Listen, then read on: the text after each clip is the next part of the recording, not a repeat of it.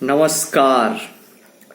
अथर्ववेद कहता है, माता भूमि पुत्रो अहम पृथव्या, कि ये धरती हमारी माँ है और हम सभी इसके पुत्र हैं। हमारा जो शरीर है वो पंच तत्वों से बना है, जिसमें मिट्टी की भी अपनी अहम भूमिका है। लेकिन मौजूदा हालात में जो हमारी मिट्टी है वो बहुत ही प्रदूषित हो चुकी है। अभी जो पूरे विश्व में यदि हम देखें तो जो 52% मिट्टी है खेती योग्य, वो खेती योग्य बची नहीं है, वो प्रदूषित हो चुकी है। और ये बड़ा ही एक चिंता का विषय है। चूंकि हम भारत में रहते हैं तो भारत की जो कृषि थी वो क्यों विकसित थी? क्योंकि इसकी उपजाऊ और उर्वर क्षमता जो हमारी मिट्टी की थी, इस वजह से हमारे यहाँ कृषि जो थी वो काफ़ी उन्नत थी। हमारे यहाँ अलग तरह की भी मिट्टियाँ पाई जाती हैं, अलग अलग ज्योग्राफिकल लोकेशन में, वहाँ की क्लाइमेटिक कंडीशन में। लेकिन अभी भारत ही नहीं, समूचे विश्व में मिट्टी का एक नया संकट उभर पाया है कि कैसे हम अपनी जो मिट्टी है उसकी जो उपजाऊ क्षमता थी पहले की तरह, उसको फिर से हम रीजनरेट कर पाएं। इसके लिए सद्गुरु जग्गी वासुदेव जी ने एक बहुत ही अनोखा अभियान चलाया है, सेव द सॉइल। उन्होंने 27 देशों की यात्रा की 100 दिनों तक, और उसमें लोगों से मिलके उन्होंने उनमें जागरूकता पैदा करने की कोशिश की कि यदि ये मिट्टी ही नहीं रही तो मानव सभ्यता का अस्तित्व कहाँ रहेगा। हमारा जो भी अस्तित्व है वो केवल इस मिट्टी पे टिका है। लेकिन अभी आधुनिकता के दौर में हम कहीं ना कहीं इसके मूल्यों को एक तरह से दरकिनार करते जा रहे हैं। हम अनभिज्ञ होते जा रहे हैं और अपनी आंखें मूंद कर केवल विकास की ही रफ्तार पर ध्यान दे रहे हैं। लेकिन विकास की रफ्तार तभी तक सार्थक हो सकती है जब उसका प्रकृति के साथ समन्वय हो। हमारे जो पंच तत्व हैं उनमें एक समन्वय हो, वो एक शुद्ध और स्वस्थ रहें। अभी जो मिट्टी में जो उर्वरता में कमी आई, उसका प्रमुख कारण है कि जो उसमें जैविक पदार्थ हैं, ऑर्गेनिक मैटर हैं, वो बहुत ही कम है। जैविक किसी भी मिट्टी के उपजाऊ क्षमता के लिए मिनिमम जैविक पदार्थों की मात्रा 3 से 6% होनी चाहिए, लेकिन अभी है नहीं। और इसके बहुत ही दुष्प्रभाव देखने को मिल रहे हैं। कभी सूखा तो कभी बाढ़ और अप्रत्याशित जलवायु परिवर्तन, ये सारी चीजें हैं। अब इसके अलग अलग प्रभाव देखे जा सकते हैं। पहला प्रभाव और सीधा प्रभाव है कि भोजन की कमी। जब मिट्टी की उर्वरक क्षमता ही नहीं रहेगी तो वो पहले से अधिक खाद्यान्न उत्पन्न नहीं कर पाएगी। हालांकि हम रासायनिक उर्वरकों का प्रयोग करके खाद्यान्नों के उत्पादन की क्षमता बढ़ा रहे हैं, लेकिन उनमें गुणवत्ता में कमी आ जा रही है, उनके पौष्टिकता में कमी आ जा रही है। और कई देशों में तो ये पॉसिबल भी नहीं है, क्योंकि वहाँ ऑलरेडी जो मिट्टी है वो रेत में तब्दील होती जा रही है।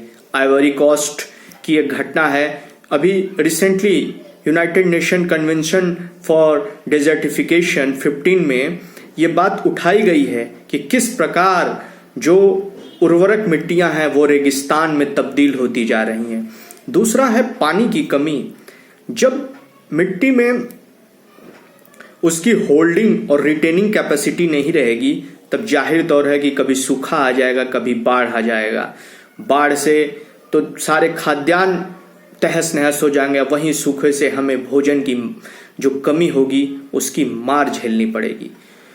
तीसरा प्रभाव है बायोडायवर्सिटी। जो जैविक विविधता है उसके ऊपर एक बहुत ही गहरा प्रभाव है। ये मिट्टी एक ऐसा आवास है तमाम तरह के जीव जंतु इंक्लूडिंग ह्यूमन बीइंग। तो कई प्रकार की जो प्रजातियां हैं वो विलुप्त हो जा रही हैं, क्योंकि उनको पोषित करने के लिए जो पहले के जो वनस्पतियां थी वो अभी उग नहीं पा रही हैं या वो विलुप्त सी हो गई, एक्सटिंक्ट हो गई हैं। तो ये एक बड़ा ही चिंतनीय विषय है कि क्या भविष्य में हमारी क्या गति होगी। हमें सतर्क होने की जरूरत है और उस सतर्कता के साथ, एक प्रतिबद्धता के साथ अपने कदम उठाने होंगे उस दिशा में। अब ये देख, आज का जो परिवेश है, ये कहीं ना कहीं जो पारंपरिक चीजें हैं उससे एक बड़ा ही दूरी बनाता जा रहा है। जागरूक लोग हैं तो जागरूकता फैलाने का काम कर रहे हैं, लेकिन इसमें सभी का प्रयास, चाहे छोटा या बड़ा, जितना हो सके उतना जरूरी है, क्योंकि मिट्टी कहीं ना कहीं हर चीज की ही जननी है। हमारा उद्भव या कोई भी चीज, हमारा पोषण, हमारा जो विकास कहीं ना कहीं इस मिट्टी से बहुत जुड़ा है। हम अपने को मिट्टी से कभी अलग नहीं कर सकते हैं। जैसे हम बचपन के दिनों में याद करते हैं कि जब हम मिट्टी में खेला करते थे तो लोगों के, जो पहले के लोग थे, उनके शरीर कितनी दुरुस्त रहा करती थी, वो कितने स्वस्थ और बलिष्ठ रहा करते थे। लेकिन जैसे जैसे हमने मिट्टी से अपनी दूरी बना ली, कहीं ना कहीं हमारे शरीर में वो जो ऊर्जा और चीजों की कमी हो गई है, क्योंकि प्रकृति से हमारा जो संबंध था, सीधा संबंध था, वो कहीं ना कहीं दूर हो गया है। हम एक मानव निर्मित दुनिया में रहने लगे हैं और अपनी ही एक दुनिया को अपना एक आयाम देने की कोशिश कर रहे हैं, लेकिन हम जो वास्तविकता है उससे कहीं ना कहीं अनभिज्ञ होते जा रहे हैं। अब मिट्टी की एक सबसे बड़ी चीज है कि वो कार्बन सिक्वेस्ट्रेशन में अपनी एक बहुत बड़ी भूमिका निभाती है। हम अक्सर ग्रीन हाउस गैसों की बात करते हैं कि ग्रीन हाउस गैसेस का जो अमाउंट है वो हमारे पर्यावरण, एटमॉस्फेयर में बढ़ गया है।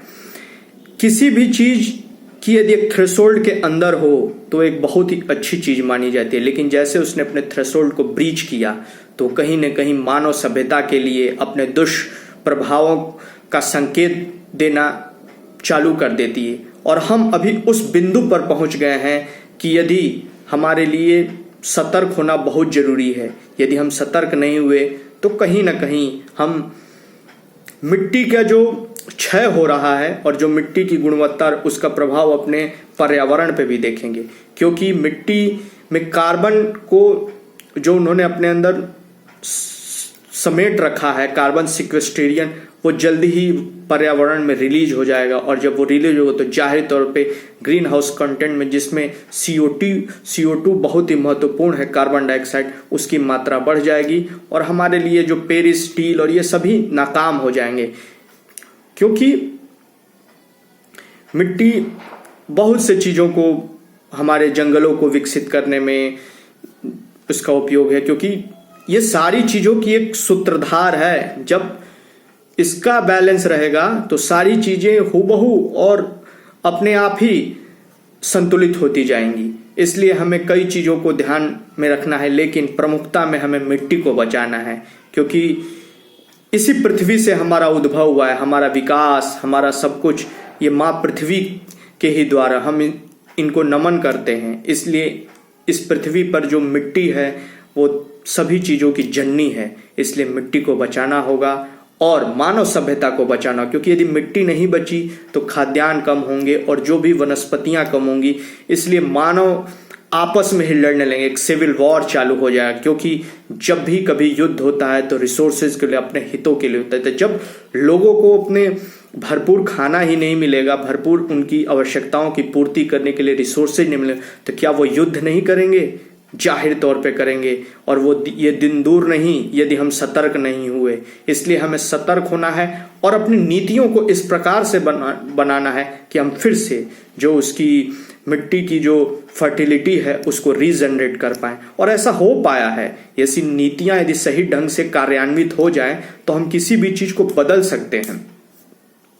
पहले हम देखते थे कि सुने थे कि ओजोन लेयर में हमारा डिप्लेशन हो रहा है। उस समय 1970s में वैज्ञानिकों ने इस बात पे बड़ा ही अपना एक रिसर्च पेपर पब्लिश किया और लोगों को जागरूक करने का काम किया कि जो क्लोरोफ्लोरोकार्बन है, CFC, उनकी वजह से ओजोन लेयर में हमारा जो है वो छिद्र बढ़ता जा रहा है। तो हमने उसके लिए मॉन्ट्रियल प्रोटोकॉल लाया और हमने काफ़ी हद तक उसको कम करने का प्रयास किया, और अब धीरे धीरे वो कम भी हो रहा है, लेकिन अभी भी उसमें बहुत से जागरूकता और प्रयासों की जरूरत है। उसी प्रकार यदि हम किसी भी क्षेत्र में यदि नीतियों का क्रियान्वयन सही तरीके से है तो वो चीज़ फिर से हम रीजनरेट कर सकते हैं। उसी प्रकार में मिट्टी पर करना होगा, फोकस करना होगा, क्योंकि हमें मिट्टी को बचाना होगा। Save the soil and let's make it happen. जय हिंद।